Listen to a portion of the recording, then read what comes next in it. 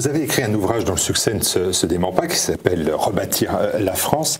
Et de manière surprenante, vous êtes dans une vision quand même bien différente en fait, de certains journalistes ou intellectuels. On pense bien évidemment à Éric Zemmour, qui lui fait le même constat que vous, mais en conclut que la France s'est suicidée, oui.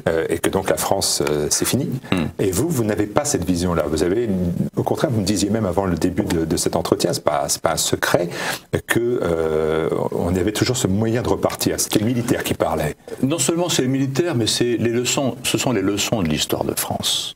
Je crois que c'est un Britannique qui, au moment de la Révolution de 89, alors que ses concitoyens se réjouissaient de voir la France dans l'état de délabrement avancé dans lequel elle était, leur disait « Méfiez-vous, la France est le pays qui connaît les plus grands abaissements, suivi des plus grands redressements. » Et c'est quelque chose qu'on a connu tout au long de notre histoire, tout ça. Et je suis intimement persuadé que la France vivra. Elle va rebondir. Cette occasion cette guerre qui nous est faite, Daesh, les migrants,